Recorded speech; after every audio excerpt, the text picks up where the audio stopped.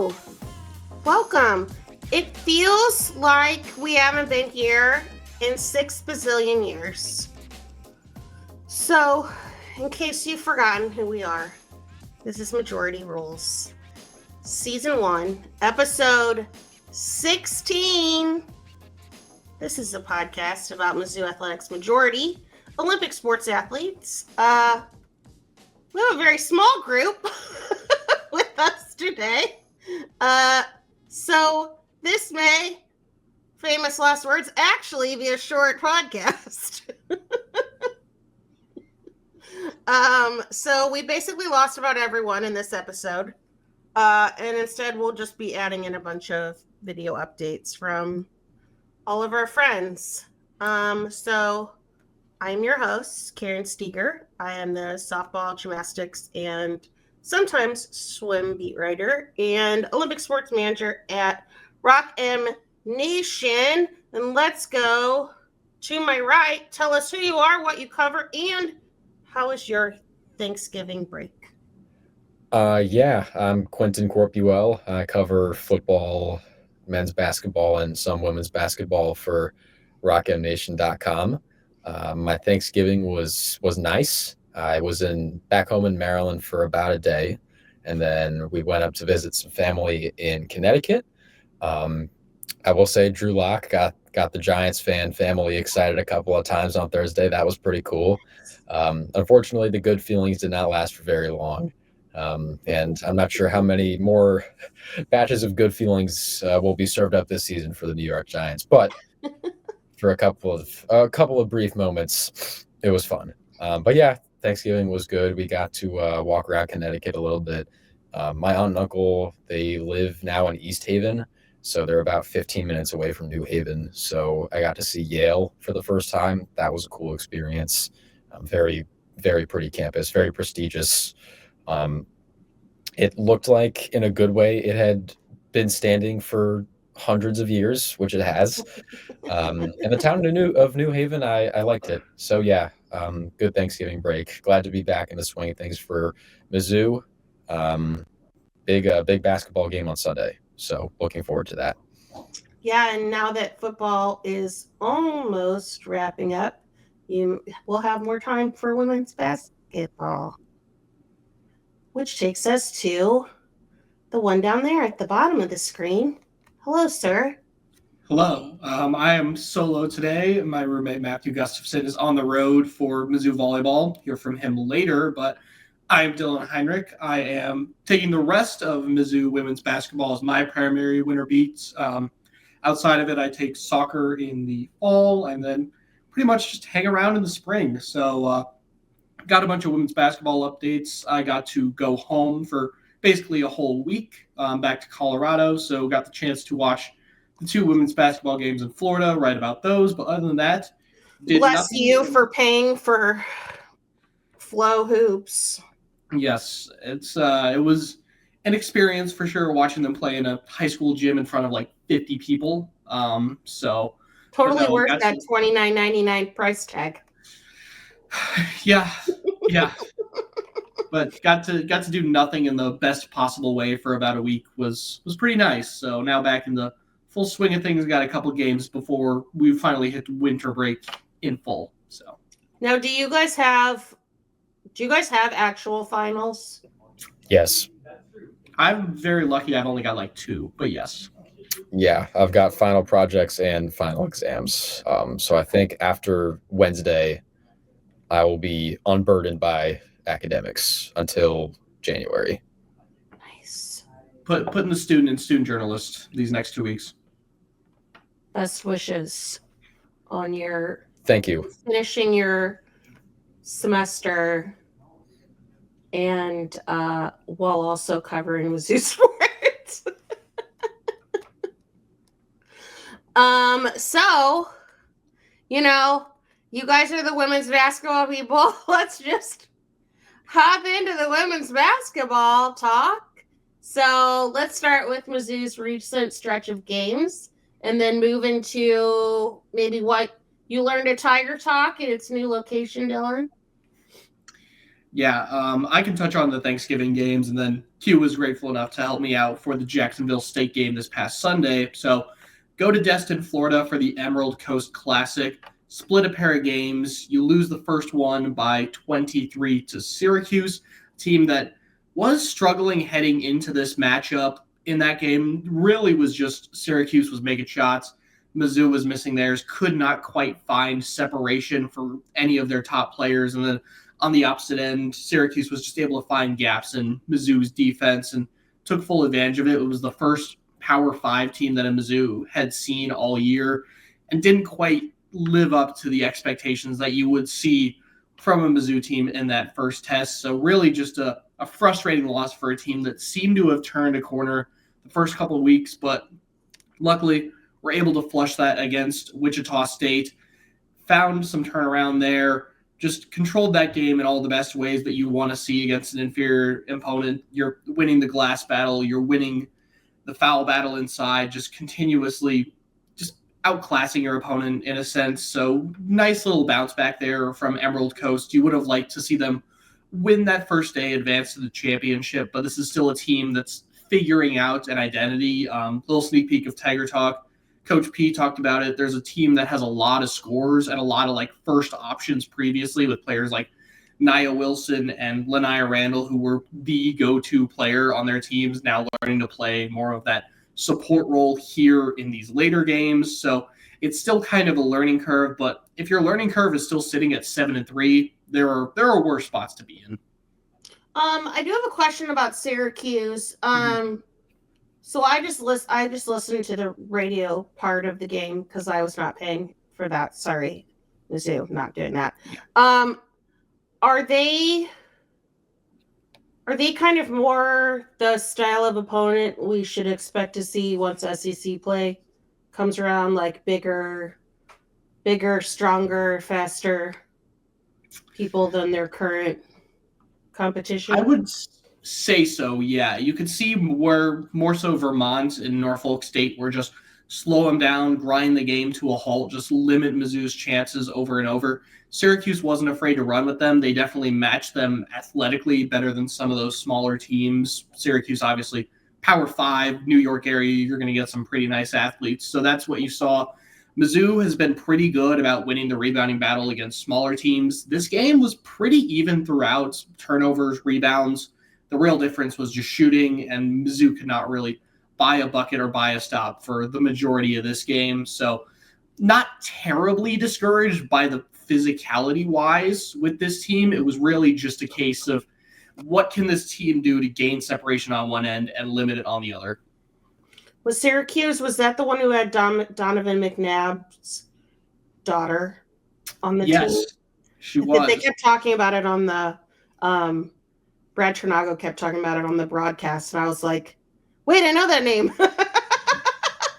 She played a pretty inconsequential role, like 3 points in the day, but shout out Lexi McNabb.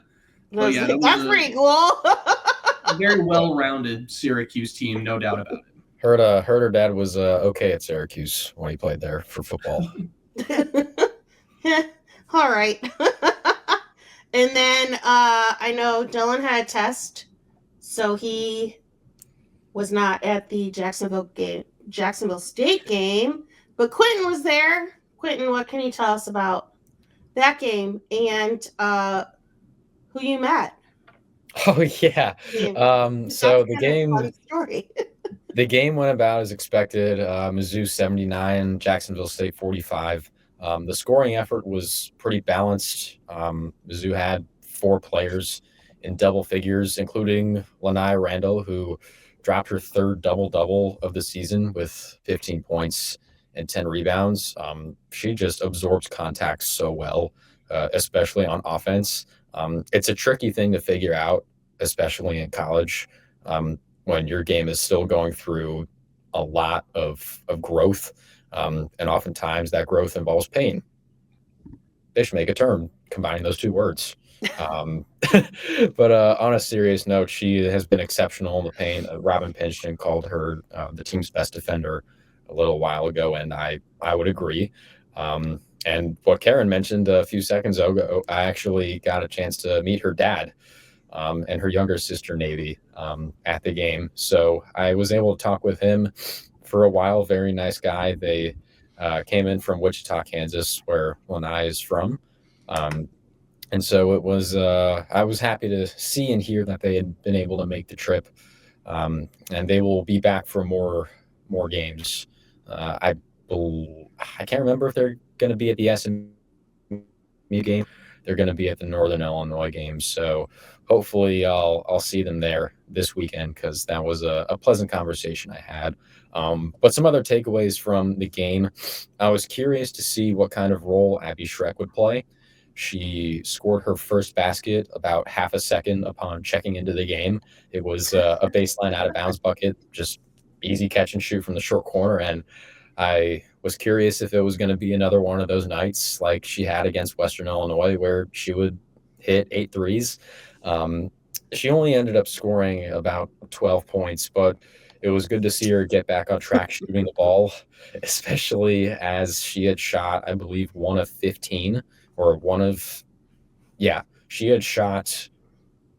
she had missed 14 of her last 15 3-pointers. Really? Entering the game against Jacksonville State. And so it was good to see her have a slightly more consistent game. Although she did just shoot 4 threes, she made 2 of them, which is a pretty solid percentage, albeit on low volume. And then Grace Slaughter had 15 points. Ashton Judd had 12 points. I'd like to see her be more of a consistent option in the second half of games. She's had a lot of really good first halves, especially dating back to last season. Now I think one area of growth that hopefully she could crack for conference play is being able to carry the success over into the second half, because she's had too many of those, I think, probably for her liking and the team's liking. Mm-hmm. She is not super effective scoring the ball. And like we've talked about many times before here on majority rules, she can impact the game in other ways. So she's not a complete zero out there. If she's not scoring, she's an awesome rebounder, a great defender. If my memory serves me correctly, she took multiple charges against Jacksonville State. How very Haley Frank of her. Yeah, very Haley Frank. I was wondering if anybody was gonna take that torch, and Ashton Judd's been doing a pretty good job this season. Those were not her only 2 or maybe even more charges against Jacksonville State. So positive performance all around. They were plus 12, I believe, in rebounding, plus 5 in turnovers. They recorded 9 steals. They turned over a Jacksonville State team that hadn't really turned the ball over that much over its first few games. And they also did a really good job of defending the 3-pointer. JSU shot, I believe, just 6 of 25 from the 3-point line. And they were fresh off of shooting 20 of 49 from 3 in their last game against Sewanee. Which, look, I understand it's a lower division opponent, but shooting 20 of 49 from 3 at the collegiate level is pretty insane. Right. So they did a pretty good job of defending the 3-pointer. I mean, heck, like I mentioned this in my game story, Jacksonville State they missed 15 of its first 16 3-pointers. They just hit a few in the fourth quarter that padded their stats a little bit. But they made Jacksonville's strengths weaknesses in a way, and they did more than enough on offense to be able to walk out of Mizzou Arena with win number 7. And so I'm curious to see if they're able to carry that over into Thursday. Well, I guess tomorrow. SMU in the late night hoops. I think it's an 8 o'clock start. Which I'm sure the ACC is gonna want a little vengeance on the women's side after the men's side has gotten dominated so far. Yeah, I was thinking about that. Well, first of all, that men's game was bonkers. And so is SMU also new to the ACC? So what we get like the brand new teams to the conference for our matchups? Conference realignment's weird, guys.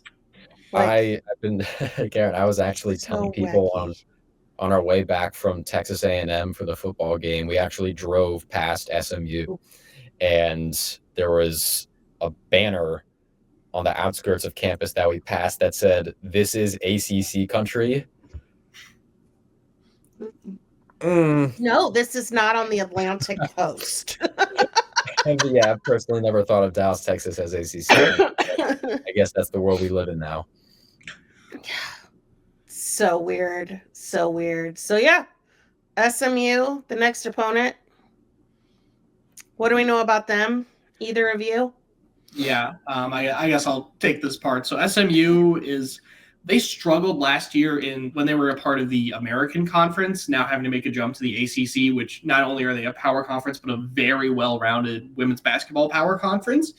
Definitely probably going to be some early growing pains. They're a team like Mizzou. They lost an early game to Old Dominion, which is that less than ideal to lose to. I believe they're a Sun Belt team now, conference realignment. Lost to Arizona State, Minnesota, so 0-2 against Power 5 opponents. Both these teams definitely looking for a statement win in this challenge, which, again, it's going to be a lot of eyeballs, linear national television. This is a team that still has some really solid pieces. One that sticks out the most is guard Nia Robertson, a transfer from George Washington, played in the A-10. So she's just been lighting up the scoreboard this year, hasn't scored she scored double digits in every single game, has cracked 25 points on 4 separate occasions, including a season high 29 twice. So she's someone that could absolutely light it up, is going to shoot it at high volume. So for Nia Robertson, you aren't going to be able to slow her down a lot. She scored a lot even in some of the losses later this year. The key is kind of limiting everybody around her, force her to kind of be a one-woman army and don't let the other options get open threes, limit what the damage that this SMU offense can do, and really try and burn them on the opposite end with all the options you have: Grace Slaughter, Lanai Randall, Ashton Judd, etc.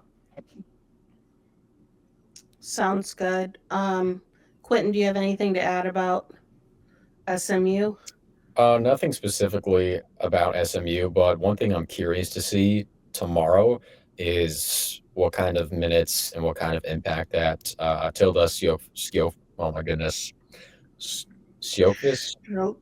I think she pronounced it Sjokvist. Like Sjokvist. Okay, yeah. I wasn't terribly far off. It took me like 20 Tilda. times. Just go Tilda.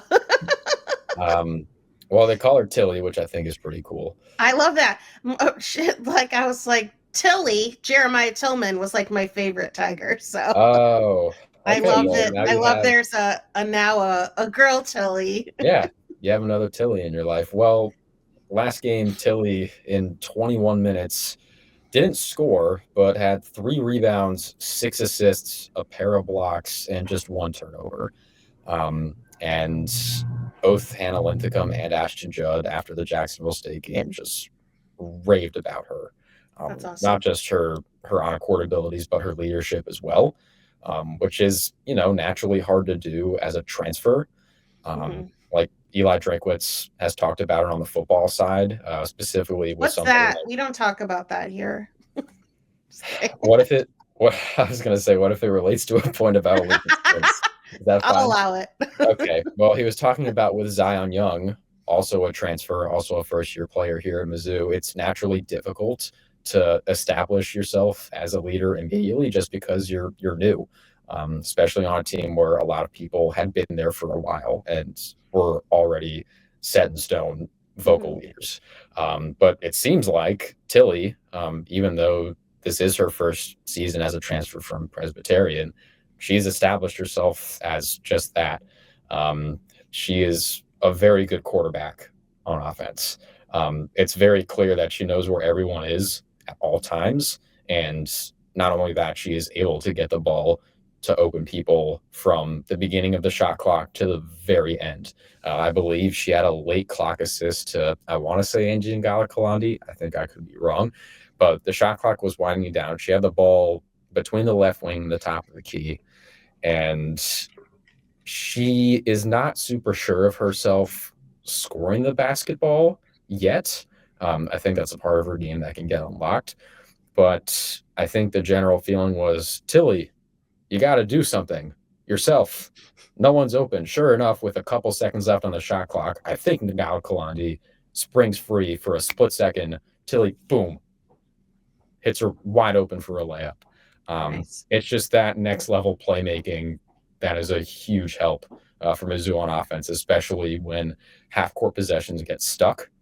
Mhm. She is able to find open people, even when straights appear to be dire. So I'm curious to see what her impact is going to be, not just Thursday, but I guess for the rest of the season, because Mhm. playmaking, especially with the amount of scores that Mizzou does have, that's going to be especially valuable. I mean, even on the fast break, Coach P said before the season that they want to be a team that gets out and runs. They want to get in transition a lot. And they have somebody like Nia Wilson, for example, who does love to run and she loves to get out and transition.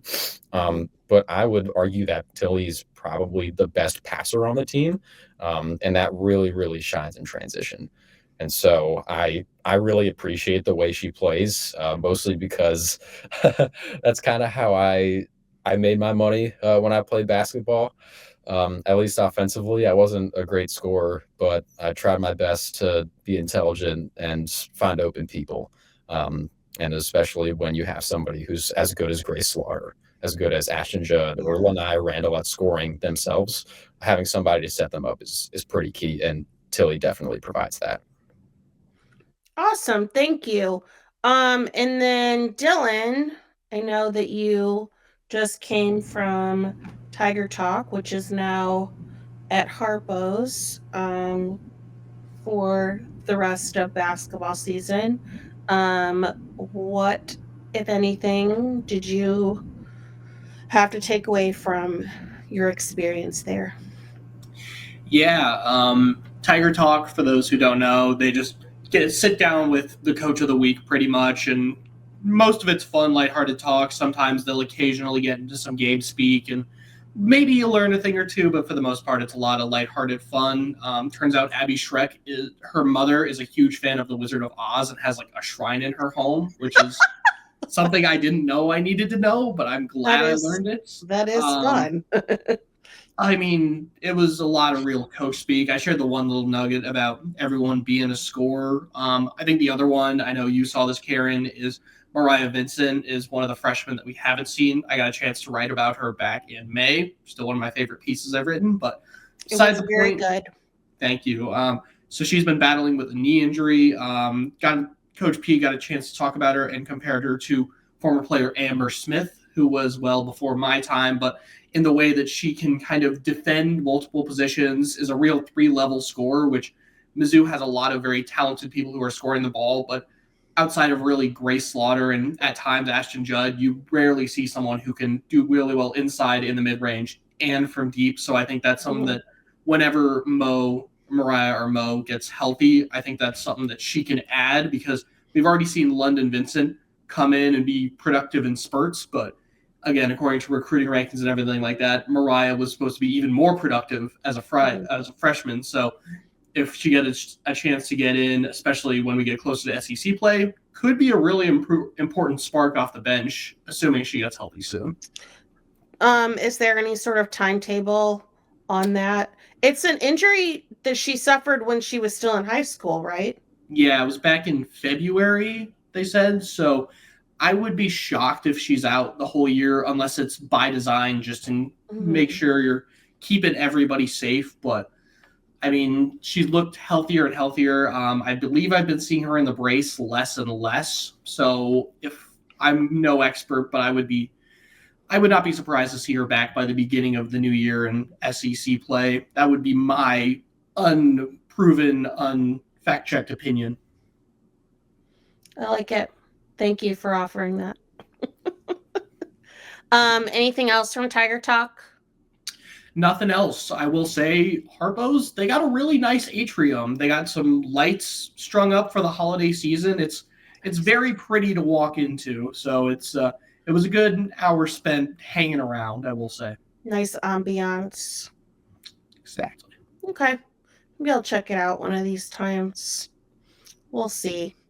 We'll see how the rest of the schedule goes.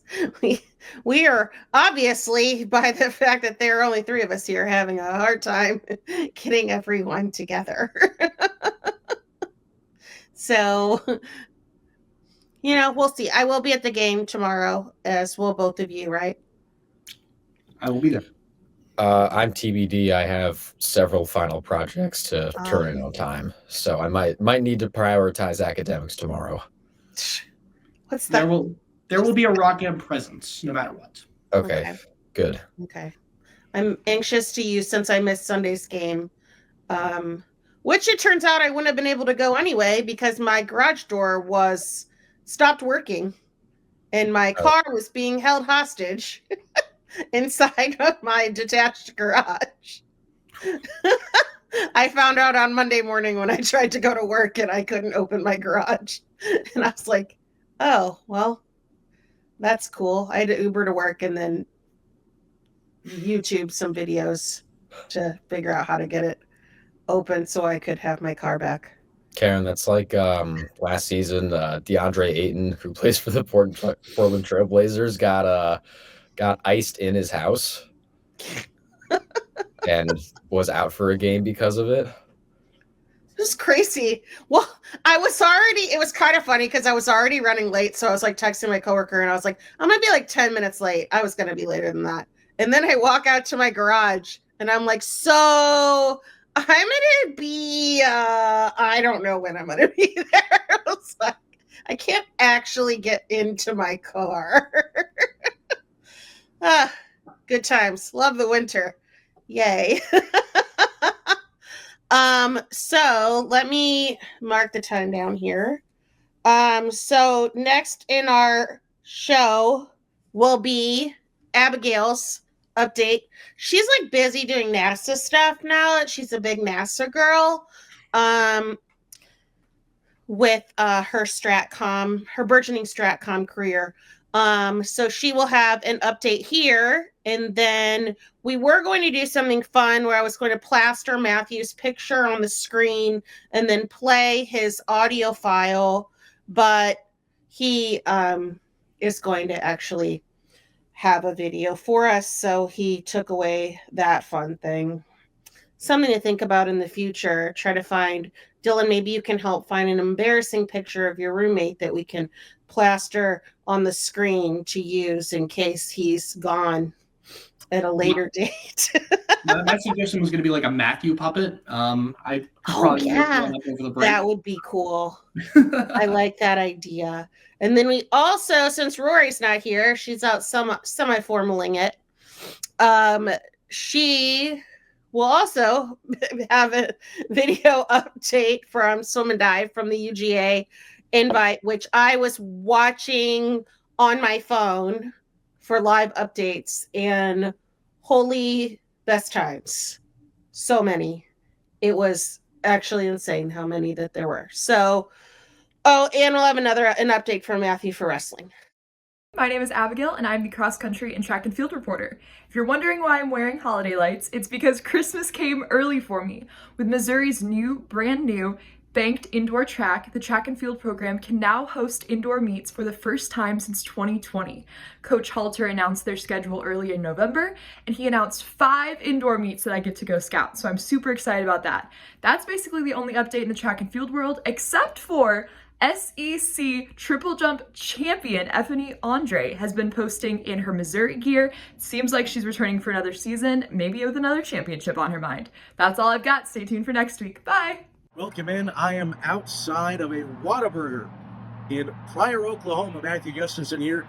Why Pryor, Oklahoma, you may ask? Mizzou Volleyball NCAA tournament bound for their second straight season under Dawn Sullivan. They're going to be in Dallas in Moody Coliseum, hosted by SMU. The first round matchup on Thursday is going to be against the Texas State Bobcats, the champions out of the Sun Belt. One key stat to know for Texas State: the Bobcats are currently 0-5 against RPI top 50 opponents. Now, the potential second round matchup we're looking at is the 2 seed, the SMU Mustangs, one of the top teams in the country, one of the top teams out of the ACC, but it's a very inconsistent team. They've beaten the top 2 seeds in the country, Pitt, Nebraska. They have also lost to teams like Hawaii, as well as NC State, who the Tigers swept earlier this season in Omaha. Taking a look at the last week for the Tigers, they end up losing to Kentucky. That is a 3-1 match against the Wildcats. End up taking the third set, 25-23. They lose the first two, 25-19, 25-14.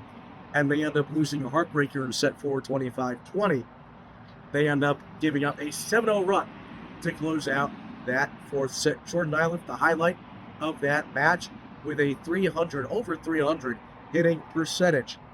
The other match ending on a high note.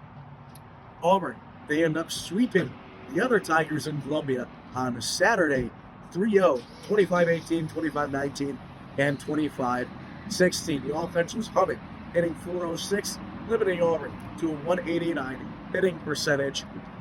And this was a very encouraging sign for the team. Some struggles late in the year. They lose 3 of 4 heading into that Auburn matchup, and then a dominant win. Offense was clicking at all the cylinders, like I said. Michael Vernon, Jordan Island, tying each with 14 kills. Reagan 8th, Colleen Finney in the middles, very efficient as well.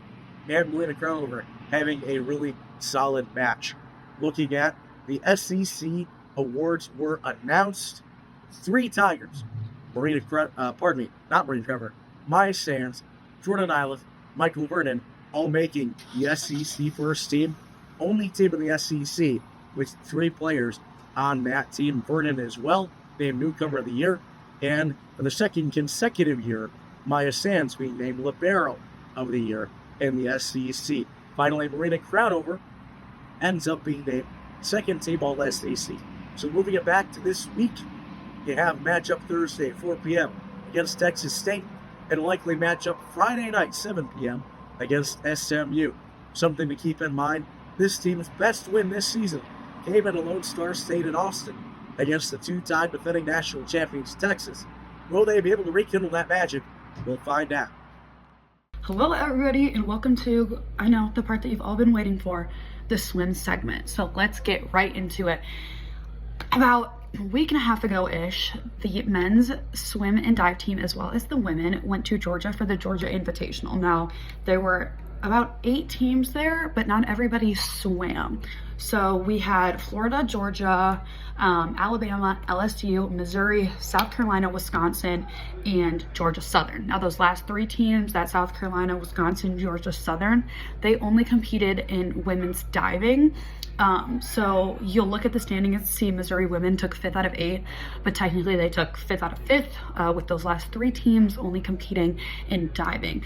Now, the men's team, similar, 5th out of 5th. The men finished with 524 points. The women finished with 492.5. Rounding out those top 4 for the men, it was Florida, Georgia, Alabama, LSU, and those same 4, same order for the women as well. Florida, there's a reason their swim team breeds Olympic athletes, guys, and is full of Olympic athletes because they absolutely crushed this competition, at least doubling the scores of the Missouri teams. But again, what's kind of been a constant with this team in general is how you're seeing that they're not making their way up as a team in the standings. You know, I'm sure last place finish is not what they wanted when they entered this Georgia Invitational. However, the times are continuing to improve individually for so many of these athletes, which is something head coach Gravers has talked about in interviews with me and press conferences in general. He's just happy about the direction that the team is going, because individually they're setting personal best records. Jan Zubik continues to somehow to make his 100 fly faster. He's now sitting in at 45.99. You had 5 other swimmers get personal bests in the 100 fly on the men's side, and then you had about 10 personal best for the women in the 100 fly, and that's just one of the examples. Jan Zubik, 200 fly, another personal best. You look at the freestyle, tons and tons. Karen is nice enough that she shared a sheet with us with personal best times updated with the UGA invite, and the entire sheet is yellow, which is showing these improvements, 50 free both sides, at least 10 in each event. You have Zara Zalen, I do apologize, I'm not always great with last names. Her 48.58 time in the 100 free at the Invitational is now 6th all time for the University of Missouri in that event. Grant Paczynski continues to just dominate in those 50 free and 100 free events. Diving as well, they took part in platform, which they hadn't done yet this season, so that was huge for them. In diving, the Tigers landed 6 athletes in the top 10, which is huge for that program. You kind of see Derek Colbert earned his first career podium finish with that 2nd place performance. And then you just had career best just across the board for them. When you look at the swim team, they advanced 24 swimmers to the finals on Friday. But looking at everything with this team, I'm just so focused on the personal bests that they continue to set week in and week out. That's not easy to do, especially when so many people say Missouri has the fast pool. So right out the gate in that inter squad meet, you saw a lot of personal bests, and it was, okay, well, they're swimming against each other. They're in tech suits. It's a fast pool. How is this gonna translate for the rest of the season? And week in and week out, you see that they just continue to crush those doubts and show that they're not a team to be looked down upon in this conference. Did they finish that well in the mini SEC? No, they took 5th of 5, but that's not the whole conference, and they're going to come out with a vengeance when it's time for the actual SEC championships. But I mean, this team is just something to look out for. Again, Jan Zubik, 2nd bronze medal, had 2 bronze medals in the Invitational. Alex Oceanbine had a 4th place finish in the men's 200 breast. But the swim squad still has work to do. And they, depending on when you guys are viewing this podcast, it'll be December 4th through 7th. They will be at the Toyota US Open, which is a huge event for them. And then the diving squad, they will be the 7th through the 15th of December at the USA Diving Winter Nationals, which I believe is in Bloomington, Indiana. So a lot to look forward to with this team. I'm super excited. But yeah. Troubles with Tiger-style Mizzou wrestling. 1-3, their worst start since the 2009-2010 season. They end up dropping a 24-10 match at a unique location at Arrowhead High School in Heartland, Wisconsin. Heartland, Wisconsin, the hometown of Keegan O'Toole. Arrowhead High School, the alma mater of O'Toole, as well as the Ashford brothers. So they end up moving the match against Northern Iowa to Wisconsin to give him one last match in his former high school. The Tigers losing 24-10. Some of the highlights, Gage Walker, the freshman, showing a lot of promise. Wins 5-0. He's been getting some wins recently, picking up some steam against unranked opponents and proving himself as a likely big piece of this team's future. 133, Kane Moore ends up dropping a 5-2 decision to Corey Lamb. Moore's offense has not been clicking. That is a common issue with the front half of this lineup, which will continue to cover more. Had some injuries at the beginning of the year. Not quite sure if the issues there are more injury related or just struggles to get to his offense. 141, Cale Happel, number 6, takes down Josh Edmond in a 4-3 decision. Narrow decision there. Josh Edmond wrestling fairly well. Can't really get to his offense, though, against the top-ranked wrestler. 149, Logan Joffrey, also struggling on offense, but he finds a way to win over Adam Alley. A 2-1 decision. Progress there, Joffrey. Again, not getting to that offense, but at least he finds a way to win. Not the case, though, at 157, Jay Conway ends up getting tech-fauled very quickly against number 6, Ryder Downey. Conway has faced a gauntlet of opponents so far this year and has not been able to take down many of those top opponents. 165, Cam Steed out with injury. One of 3 Tiger starters out alongside Noah Certain and Rocky Elam. Joel Milan ends up losing a 4-2 decision to Jack Thompson. 174, Keegan O'Toole coming through like usual, 14 individual decision. His opponent, Nick Fox, came out on the aggressor, but O'Toole quickly putting him away. 184, Parker Keckheisen, defending national champion, ends up getting the best, a familiar foe Mizzou wrestler Colton Hawks in a 17-4 major decision. 197, Hayden Sinclair, highly touted freshman coming off of a big win over Zach Donegal, a top 15 wrestler from Illinois. Can't get the same thing done. 9-5 decision. It was very close. He had a near takedown on the edge of the mat. Ends up being called out of bounds. It could have made a difference in that match. And finally, Lance Runyon of Northern Iowa getting the win over Sis Nitzel in a 7-1 decision. Nitzel, again, one of those guys who's faced a lot of high-caliber opponents, hasn't necessarily had the best record against them. So, Mizzou coming up December 7th at the Cougar Clash in Edwardsville, hosted by SIUE. Something notable, Minnesota will be there as well. And then December 22nd, they have a bit of a gap before their next opponents. After the Cougar Clash, they end up going to Nashville for the collegiate duels. They're going to be facing Binghamton, Little Rock, and the powerhouse, number 1, defending national champs, Penn State. Trouble with Tiger style, issues with the offense, injuries. Those should be back soon. A positive sign. This team needs all the help it can get, and it needs its starters back soon. Let's move on to real quick and then we'll be done.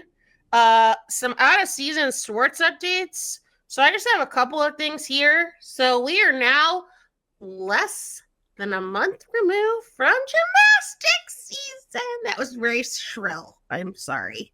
I am so excited. Obviously, there is one more inter-squad meet to go. It is on December 18th. That's a Wednesday at Hearns at 11:30 in the morning. I'm going to take a half day from work to attend because that is where Karen's priorities lie. We will get another glimpse of the amazing Helen Hu. And I think there should be a pretty sizable crowd because it's going to be another one of those CPS field trip days. So like they did for the women's basketball game before Thanksgiving, they're doing one before Christmas break too for Columbia Public Schools. So there should be a pretty loud contingent of screaming children on hand for the Tigers' last inter-squad meet. And then the last thing I thought that we could talk about, since we all are softball enthusiasts here, some surprising news came out over Thanksgiving weekend. Pitcher Lily Witten is transferring. Thank you to Dylan who pointed this out to me because I did not see it. You guys, I don't know. Chime in. I think it's weird. Yeah, you don't see as many transfers in the fall period as much, especially for a spring sport, because you're already through the fall season and everything's kind of established. It's all a little funky, but it's not unheard of. There are definitely a bunch of other athletes who you've seen transfer in and out, but it's a little strange, and it throws another wrench in an already unpredictable bullpen when you're losing your ace. Obviously, things are going to be a little bit awry. Things are going to be a little bit touchy, but you have new faces with like Courtney Donahue, who's the transfer, incoming freshman. See if Natalie Touche takes a bigger role, in addition to your obvious 1 and 2 of Marissa McCann and Sierra Harrison. So there's a lot of questions about really the bullpen for this team and what happens once you get done with those 1 and those 2 starters on those weekends. I mean, I had Lily like as pretty much the midweeker. Like that's who she throws super hard. She's the hardest thrower on the team. She filled in pretty well, I felt like, last year in her first full season after being out the year before that with an injury. I really thought like that was going to be her spot. And then she could also be a part of the weekend rotation, because I was talking, Brandon Haynes reached out to me today to ask about it too. And we're just concerned that there is just, because they only got Courtney Donahue in fall ball. We saw her every once in a while for one inning. That doesn't scream to me like she's going to be a midweek starter. So is it Natalie? Do we see JC Cruze like after pretty much riding the bench for every year that she's been at Mizzou? Does she suddenly play a bigger part? Like I don't see it happening like this. This is, and with this schedule, like y'all, I'm worried. I'm worried. Quinn, what do you think? Well, the weird thing to me is that, I mean, you kind of already said it. She was, at least in our eyes, projected to have a pretty prominent role for a probably good SEC team.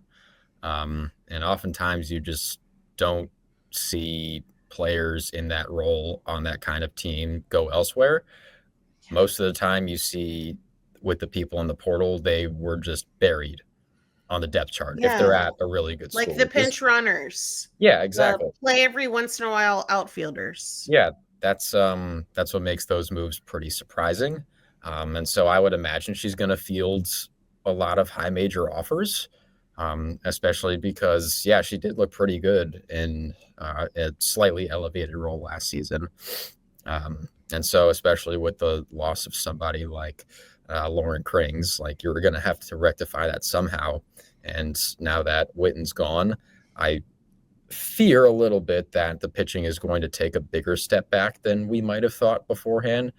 And that's more speaking to how incredible Lauren Krings was versus what is still on the roster.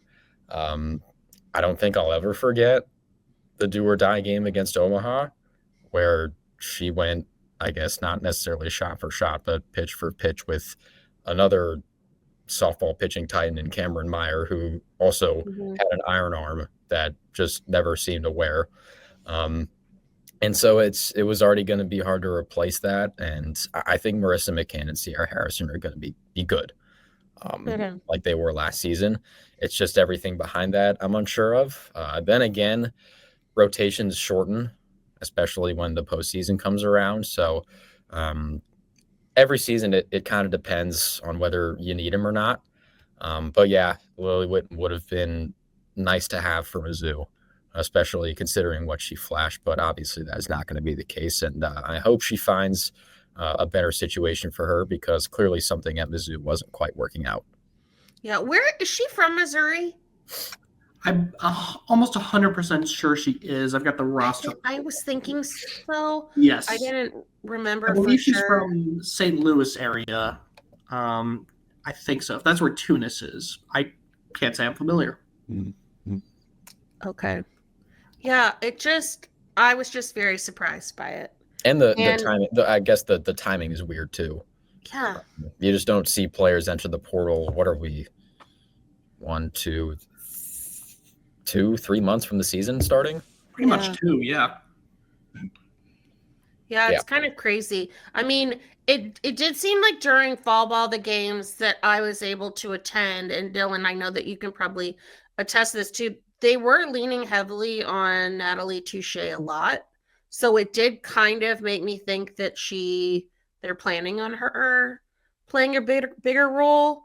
But I think Wynn was pitching a good 2 innings each of those games. Now, I know that I had talked about on previous episodes that her command seemed off to me. Like I didn't think that she was pitching particularly well, but also it's fall. Like, I also didn't think that Taylor Pinnell looked that sharp.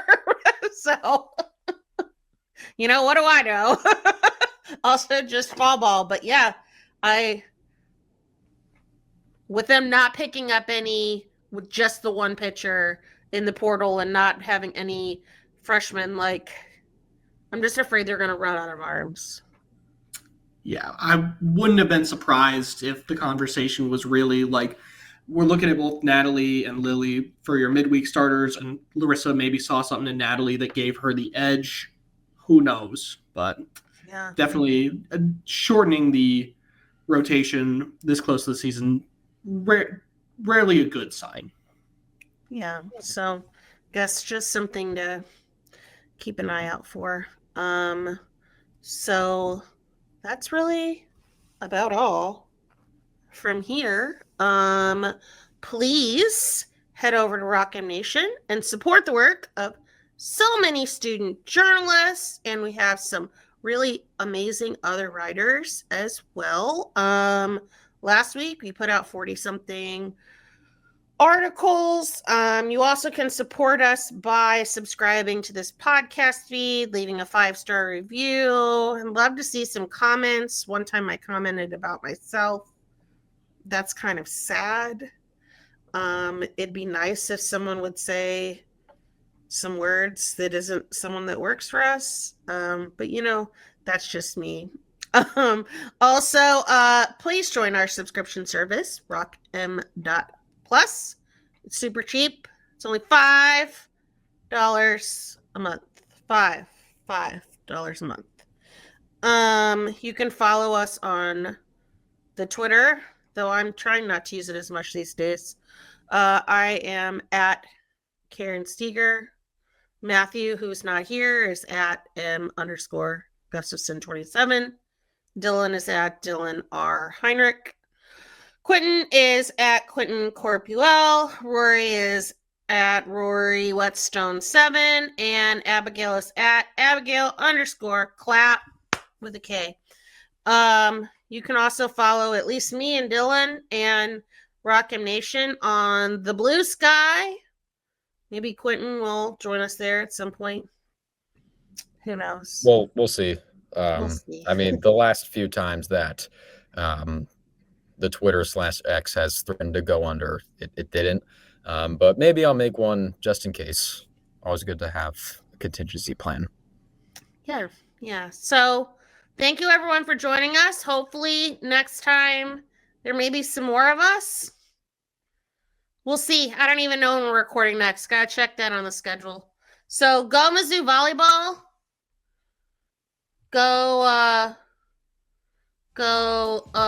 What else is this week? Women's basketball, 2 games. Wrestling's at SIUE. Maybe they'll get a win. That'd sure be nice. Track and field kicks off their indoor season at Boston University. And then we have men's basketball versus that big school to the west on Sunday. So, yay! MIC! ZOU. Thank you. Bye! Thank you, everyone, for tuning in to Rock M Radio, a proud partner of Fans First Sports Network. Rock M Radio is the official podcast network of Rock M Plus, a new and exciting subscription service provided by me and the other voices of Rock M Radio. Please take a few moments to head over to rockm.plus and sign up for an account today. The cost is only $5 a month, and the benefits include access to our live podcast, a subscriber-only message board, weekly newsletters, and more. If you enjoyed this episode of Rock M Radio and would like to see more just like it beamed directly into your personal device, make sure to click the subscribe button below and tell your friends. Our podcast feed is available through the Apple Podcast app for iPhone, Google Podcast app for Android, whatever app you listen to your podcast. You can also find Rock M Radio on Spotify. If you're looking for a podcast about your favorite team that is not the Missouri Tigers, Fan First Sports Network is your answer.